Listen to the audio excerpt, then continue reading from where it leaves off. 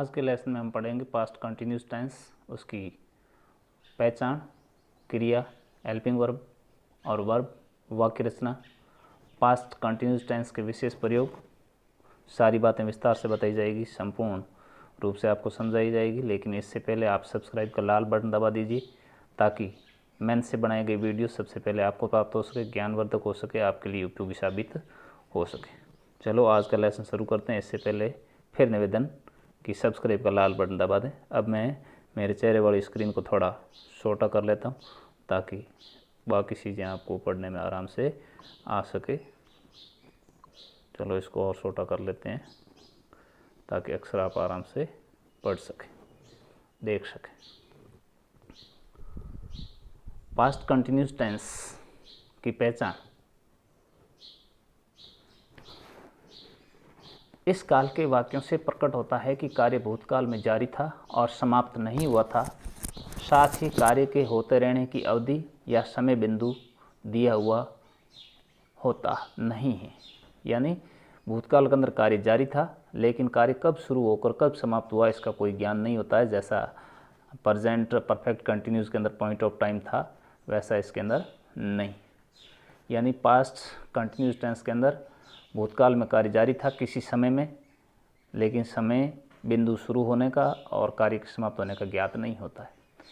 हिंदी वाक्यों में past continuous के टेंस के जो हिंदी वाक्य होते हैं उसके अंत में रहा था, रही थी, रहे थे आदि शब्द आते हैं। और इसकी अगर अपन पहचान अंग्रेजी में देखें तो दो हेल्पिंग वर्ब है, वाज और वर, जो कि मैंने लाल रंग से लिखी, आप देख रहे हैं आराम से स्पष्ट ढंग से। ये वर और वाज। वाज का प्रयोग एक वचन के लिए होता है और वर का प्रयोग बहुवचन के। और इसमें जो भी जितने भी कंटिन्यूस टेंस होते हैं उन सब में वर्ब की फर्स्ट फॉर्म के साथ आईएनजी लगती है। अब उदाहरण के द्वारा अपन दो देखते हैं वाक्य कि पास्ट कंटिन्यूस टेंस के वाक्य किस प्रकार से बनते हैं। जैसे he was playing, birds were flying in the sky, यानी वह खेल रहा था और पक्षी आकाश में उड़ रहे थे। ये एक वचन है इसलिए वाज आ गया, बर्ड्स बहुवचन है इसलिए वर। ये वाज और ये वर। बर्ड्स प्लूरल सब्जेक्ट है तो वर, और ही सिंगुलर सब्जेक्ट है तो वाज। अब इस टेंस के एफर्मेटिव सेंटेंस को अपन देखें, यानी साधारण वाक्य या सरल वाक्य, तो इसकी रचना किस प्रकार से बनेगी। एफर्मेटिव सेंटेंस में सबसे पहले सब्जेक्ट, फिर वाज और वर, फिर वर्ब की फर्स्ट फॉर्म के साथ आईएनजी, और फिर ऑब्जेक्ट और अन्य चीज़ें जो भी होगी। वाज का प्रयोग ही, सी, इट, नेम और आई के साथ होता है, और वर का प्रयोग यू, वी, दे और सभी सब्जेक्ट के साथ होता है। जैसे एज सुमन नाच रही थी तो Suman was dancing. Suman singular subject है इसलिए सुमन के लिए वाज हेल्पिंग वर्ब, और डांस के साथ डांस वर्ब है उसके साथ आई लगाने से डांसिंग। तो सुमन सब्जेक्ट, फिर वाज और फिर डांसिंग। सब्जेक्ट, फिर वाज और फिर वर्ब की फर्स्ट फॉर्म के साथ आईएनजी। मैं खाना खा रहा था, सब्जेक्ट कौन है, आई, फिर आई के साथ लगता है वाज, ईट की साथ आईएनजी लगने से ईटिंग, और फूड ऑब्जेक्ट। तो आई वाज ईटिंग फूड, मैं खाना खा रहा था। वे दौड़ रहे थे, वे शब्द यहाँ पर प्लूरल है तो वे के साथ, दे के साथ वर हेल्पिंग वर्ब, और रन के साथ आई जोड़ने से रनिंग, दे वर रनिंग। तो इस प्रकार से हम देखते हैं कि एक वचन करता हो तो उसके साथ वाज, और अगर प्लूरल हो तो उसके साथ वर। ये दो हेल्पिंग वर्ब है। अब आप दो वाक्य बनाइए। रामू कपड़े धो रही थी और पशु घास चर रहे थे। इसके अंदर आपको देखना सब्जेक्ट क्या है और वर्ब कौन सी आएगी और हेल्पिंग वर्ब क्या लगेगी। नेक्स्ट, इंट्रोगेटिव सेंटेंस यानी प्रश्नवाचक वाक्य।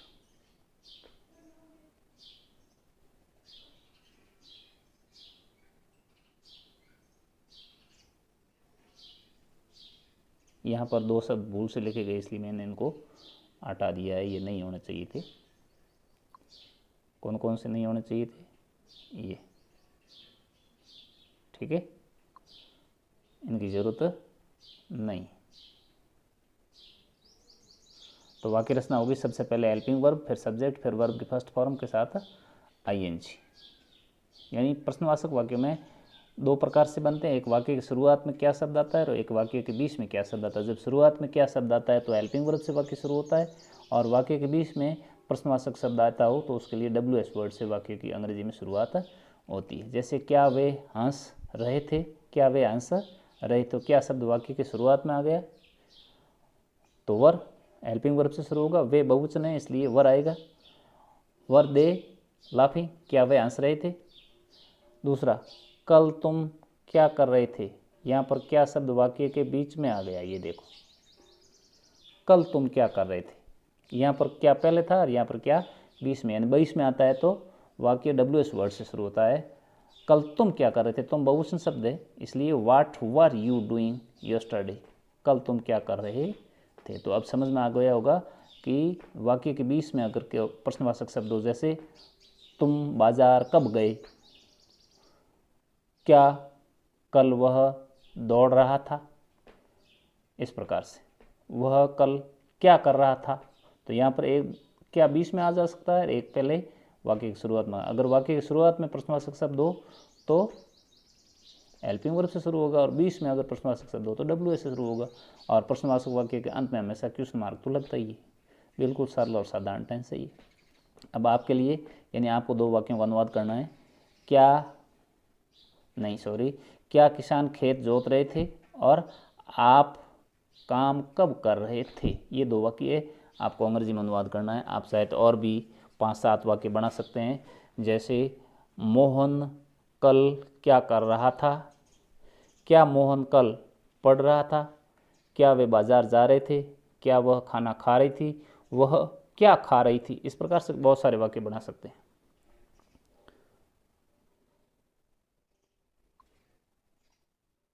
नेगेटिव सेंटेंसेस यानी नकारात्मक वाक्य,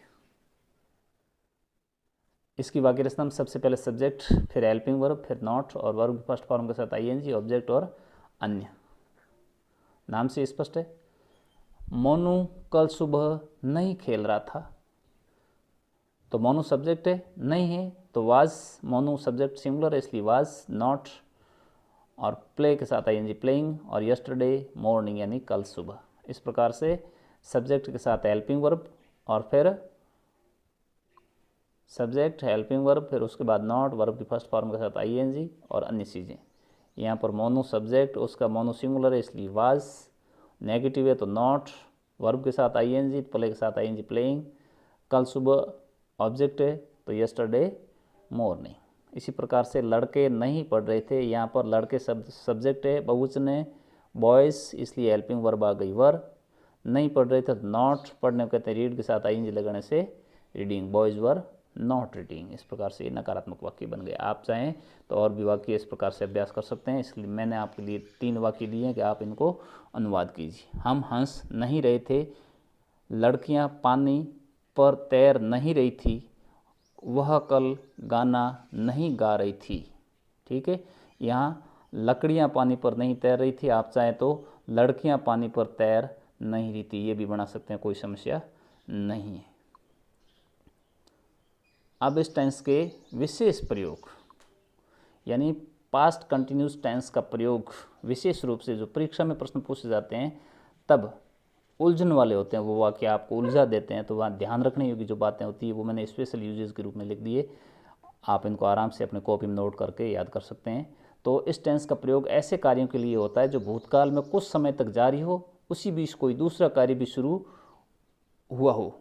इस दूसरे कार्य के लिए जो तुरंत समाप्त हो जाता है, यानी 2 कार्य जो भूतकाल में शुरू होते हैं, एक पहले चल रहा होता है, एक दूसरा उसके बीच में शुरू हो जाता है, लेकिन दूसरा कार्य जो शुरू होकर के पहले कार्य चल रहा है उससे पहले ही समाप्त हो जाता है। तो जो कार्य तुरंत समाप्त हो जाता है उसके लिए सिंपल पास्ट टेंस का प्रयोग करते हैं, और जो कार्य जिसके अंदर वाक्य में कार्य जारी रहा था उसके अंदर पास्ट कंटिन्यूस का प्रयोग करते हैं। यानी पास्ट सिंपल का मतलब हुआ कि सब्जेक्ट के साथ वर्ब की सेकंड फॉर्म, और कंटिन्यूस का मतलब है सब्जेक्ट के साथ वाज वर और वर्ब के साथ आईएनजी। इस प्रकार से students were talking when teacher came in class. तो यहाँ पर देखें अपन, स्टूडेंट्स वर टॉकिंग, बच्चे बातें कर रहे थे, यानी काम जारी था। व्हेन जब टीचर केम इन क्लास, तो यहाँ देखें टीचर के साथ कैम वर्ब की सेकंड फॉर्म आई है, कैम, यानी टीचर के आने का काम पहले समाप्त हुआ, लेकिन उसके बाद भी और पहले भी बच्चे क्या कर रहे थे, स्टूडेंट्स वर टॉकिंग, विद्यार्थी बातें कर रहे थे। यानी जो कार्य पहले समाप्त हो गया, टीचर के आने का काम पहले समाप्त हुआ, बातें समाप्त नहीं हुई, तो जो पहले कार्य समाप्त हुआ उसके अंदर पास्ट सिंपल टेंस यानी सब्जेक्ट प्लस वर्ब की सेकंड फॉर्म, और जो काम चल रहा था उसके अंदर पास्ट कंटिन्यूज यानी वर और वर्ब के साथ आईएनजी। ये देखें वर्ब के साथ आईएनजी और हेल्पिंग वर्ब वाज या वर्ब सब्जेक्ट के अनुसार। यहाँ स्टूडेंट प्लूरल सब्जेक्ट है इसलिए वर लग गया। इस टेंस का प्रयोग दो या दो से अधिक कार्यों के लिए भी होता है जो भूतकाल में एक साथ जारी रहे हो। इन दो काम अगर बीते समय में एक साथ जारी हो, जैसे I was reading while Ravi was sleeping, मैं पढ़ रहा था जबकि रवि सो रहा था, यानी एक ही समय में दो काम एक साथ हो रहे थे। अपन इसको अपन ऐसे भी कह सकते हैं कि बच्चे परीक्षा दे रहे थे और अध्यापक जी उनकी निगरानी कर रहे थे। ठीक है, टीचर पढ़ा रहे थे और बच्चे लिख रहे थे। ऐसा भी हो सकता है टीचर पढ़ा रहे हो और कुछ बच्चे पीछे नींद ले रहे हो, यानी एक समय में दो काम जब साथ होते हैं भूतकाल में तो पास्ट कंटिन्यूस टेंस में लिखे जाते हैं। पास्ट कंटिन्यूस में लिखने का मतलब है वाज या वर्ब सब्जेक्ट के अनुसार और वर्ब फर्स्ट वर्ब के साथ आईएनसी। यहाँ कुछ शब्द दिए गए हैं जो पास्ट कंटिन्यूस टेंस की विशेष पहचान कराते हैं, जैसे at that time, those days, yesterday, last month, then, ये दोबारा आ गया। इस प्रकार के एडवर्ब्स, एडवर्ब्स का मतलब होता है जो क्रिया की विशेषताएं बताते हैं या समय की विशेषता बता दें, तो इस प्रकार के शब्द वाक्य के अंदर हो तो वो पास्ट कंटिन्यूस टेंस होता है। जैसे इसमें दिया गया कि एट दिस टाइम यानी इस समय। अपन कह दें कि गत वर्ष इस समय में पढ़ रहा था, यानी कोरोना से पहले का जो समय था, अपन अब कोरोना चल रहा है तो कोरोना से पहले रेगुलर क्लास चल रही थी, अपन कह सकते हैं कि गत वर्ष में इस समय पढ़ रहा था। तो last year eight this time I was reading, पिछले वर्ष इस समय में पढ़ रहा था। दोज डेज, उन दिनों हैं, यानी बीते समय की बात हो रही है। Those days when I was child I was playing all the day, जब मैं छोटा बच्चा था तो पूरे दिन खेलता था, यानी भूतकाल की बात है। यस्टरडे, बीता हुआ कल, yesterday I was playing chess at this time, दोनों आ गए। कल मैं इस समय चेस खेल रहा था। तो इस प्रकार से ये वाक्य विशेष रूप से ध्यान रखने योग्य हैं कि पास्ट कंटिन्यूस टेंस के अंदर इस प्रकार के वाक्यों का प्रयोग होता है। अब इसके साथ ही ये टेंस लगभग आपको समझ में आ गया होगा, लेकिन इससे पहले आप क्या कीजिएगा कि आप सबसे नीचे एक लिखा हुआ है लाल में SUB, इस प्रकार से है ना, SUBSCRIBE, इसको आप अंगूठे से दबा दीजिए यूँ, ताकि आपको नए नए वीडियो प्राप्त हो सके। Thank you.